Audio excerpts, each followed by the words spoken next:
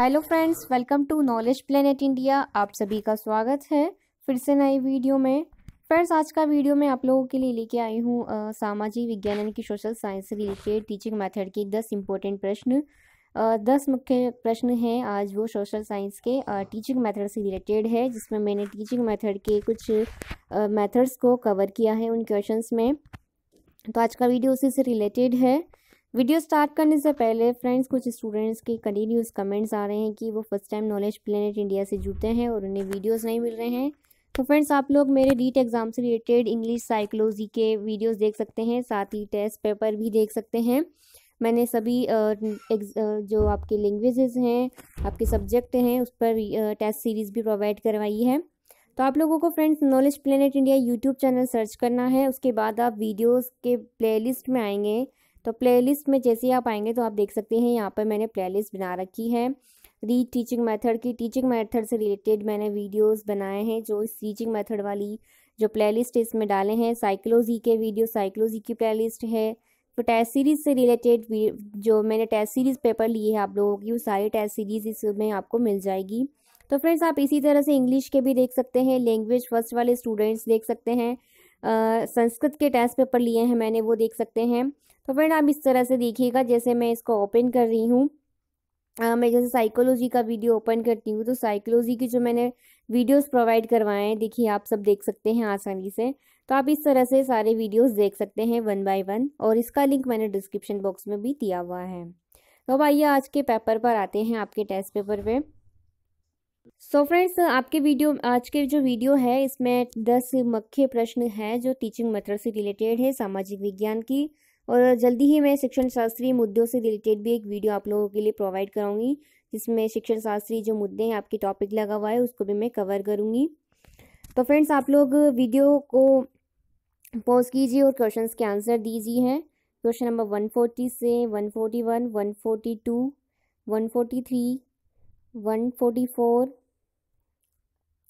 145, 146, 147, 148, 149। तो फ्रेंड्स, ये हो गए आपके टोटल 10 क्वेश्चंस। अब मैं आपको 1 बाय 1 इनके आंसर्स बता रही हूँ। तो आप लोग उम्मीद करती हूँ आप लोगों ने अब तक अपने आंसर्स दे लिए होंगे। वीडियो को पॉज करके आप अपने क्वेश्चंस के आंसर दीजिएगा। अब आपके जो क्वेश्चन हैं उनके करेक्ट आंसर आप लोग देखिए। फ्रेंड्स, मैं आपको 1 बाय 1 क्वेश्चंस के आंसर बता रही हूँ। तो फर्स्ट क्वेश्चन है हमारा, शिक्षण विधि से तात्पर्य है। शिक्षण विधि से क्या तात्पर्य है? देखिए, शिक्षण विधि क्या करती है?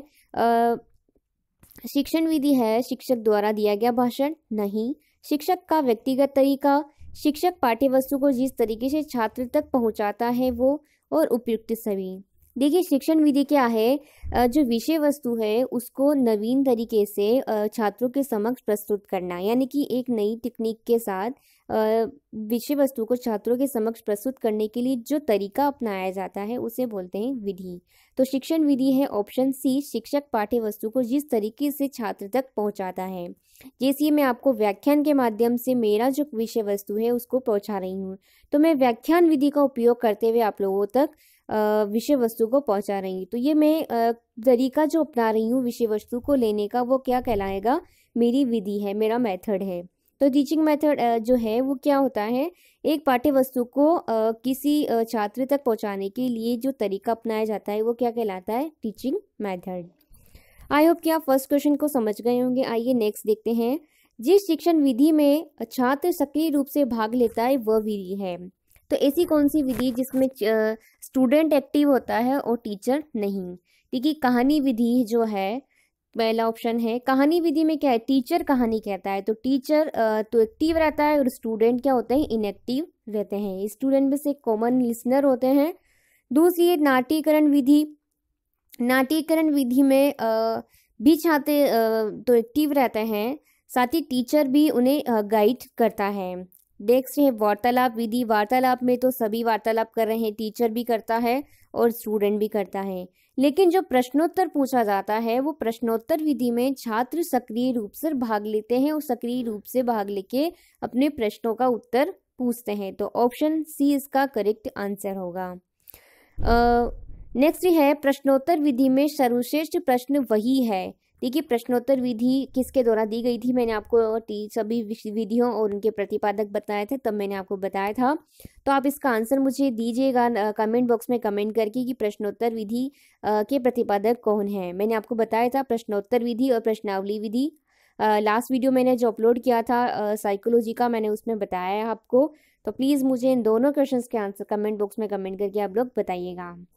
ओके, देखिए नेक्स्ट क्वेश्चन है, प्रश्नोत्तर विधि में सर्वश्रेष्ठ प्रश्न कौन सा है? जिसकी भाषा सरल हो, जो विचारोत्तेजक हो, जिससे अध्यापक की विदग्धता झलकती हो, या उपयुक्त सभी? देखिए वही प्रश्न सर्वश्रेष्ठ माना जाता है जिसकी जो भाषा है, लैंग्वेज है, वो सरल और सटीक और स्पष्ट होनी चाहिए। तो ऑप्शन ए इसका करेक्ट आंसर होगा। नेक्स्ट है, विधि एक निष्कर्ष के विकास करने या निकालने में सामग्री को संगठित करने का एक ढंग है। क्या है विधि? निष्कर्ष के विकास करने या निकालने में सामग्री को संगठित करती है। ये कथन किसने कहा है? तो ये कथन कहा गया है जॉन ड्यूई के द्वारा। ओके, नेक्स्ट देखिए, जिस विधि में कक्षा 2 दलों में विभक्त होकर वाद विवाद में उलझ जाती है वह विधि है। देखिए 2 दल में वाद विवाद हो रहा है, तो आप ये ना सोचिएगा कि ये विधि है, ये दल शिक्षण विधि है। यहाँ 2 दल की बात कर रहे हैं, लेकिन 2 दल आपस में क्या कर रहे हैं? वार्तालाप कर रहे हैं। उनमें वार्तालाप, वाद विवाद हो रहा है। तो वाद विवाद कब होगा? जब स्टूडेंट में आपस में कम्युनिकेशन होगा। तो कम्युनिकेशन होगा तभी तो वाद विवाद की स्थिति होगी। तो एक पक्ष अपना रखेगा, दूसरा दल दूसरा पक्ष अपना पक्ष रखेगा, तो पक्ष विपक्ष का कार्यक्रम इसमें चलता रहता है। तो वो विधि होगी वार्तालाप विधि। इसका आंसर भी यही होगा, option A. Okay friends, next question पे आते हैं। कहानी शिक्षण विधि के लिए शिक्षक को होना चाहिए। ये देखिए कहानी शिक्षण कर रहा है शिक्षक, तो उसे अच्छा कहानीकारी होना चाहिए, अच्छा कवि, अच्छा व्यक्ति, अच्छा वैज्ञानिक कहानी विधि के लिए उपयुक्त नहीं है। एक अच्छा कहानीकारी कहानी विधि के लिए शिक्षक होना चाहिए। तो आई होप कि फ्रेंड्स आप लोग अच्छे से समझ रहे होंगे। मैं आपको विद एक्सप्लेनेशंस के साथ आंसर्स बता रही हूँ और आपके डाउट्स और कन्फ्यूजन भी पूरी तरह से क्लियर हो रहे होंगे। तो आप मुझे कमेंट बॉक्स में कमेंट करके सजेशन दीजिए। फ्रेंड्स मैं आप लोगों के लिए बहुत मेहनत करती हूँ वीडियोज़ लाने के लिए, और जल्दी जल्दी मैं आप लोगों के वीडियोज़ प्रोवाइड करा रही हूँ, आपकी प्रैक्टिस भी करवा रही हूँ। उम्मीद करती हूँ इसी आशा के साथ कि आप लोग रीट एग्ज़ाम में अच्छे मार्क्स अचीव करें। निस्वार्थ भाव से आप लोगों के लिए वीडियोज़ ला रही हूँ। चलिए नेक्स्ट क्वेश्चन पे आते हैं। कहानी विधि का सबसे कमजोर पक्ष यही है कि कहानी विधि का सबसे कमजोर पक्ष है, फर्स्ट ऑप्शन ए है, इसमें छात्रों का उद्धान बराबर नहीं होता है, इसमें कथन पक्ष अधिक होता है, अध्यापक की भूमिका प्रमुख और छात्र निष्क्रिय रहते हैं, और ऑप्शन डी है, शिक्षण काल में निरस्ता उत्पन्न हो जाती है। देखिए मैंने आपको बताया था कि कहानी विधि, अभी ऊपर भी मैंने आपको बताया कि कहानी विधि में क्या है, सिर्फ अध्यापक ही प्रमुख पात्र होता है और छात्र निष्क्रिय रूप से निष्क्रिय श्रोता होते हैं। तो ये इसका कमजोर पक्ष है। तो ऑप्शन सी इसका करेक्ट आंसर होगा। फ्रेंड्स आप लोगों के सेकंड ग्रेड जो आरपीएससी सेकंड ईयर का एग्ज़ाम था उसके रिजल्ट से रिलेटेड एक इन्फॉर्मेशन आई है, तो मैं नेक्स्ट वीडियो में आप लोगों को भी शेयर करूँगी आप लोगों के साथ। आप लोगों के रिजल्ट से रिलेटेड एक इन्फॉर्मेशन है, सो नेक्स्ट वीडियो मेरा उसी से रिलेटेड भी होगा, तो आप लोग तैयार रहिएगा। नेक्स्ट क्वेश्चन पे आते हैं। परिवीक्षित विधि अध्ययन विधि को अन्य नामों से पुकारते हैं। देखिए जो परिवीक्षित अध्ययन विधि है उसे किन नामों से पुकारते हैं? तो ऑप्शन सी इसका करेक्ट आंसर होगा, उपयुक्त दोनों।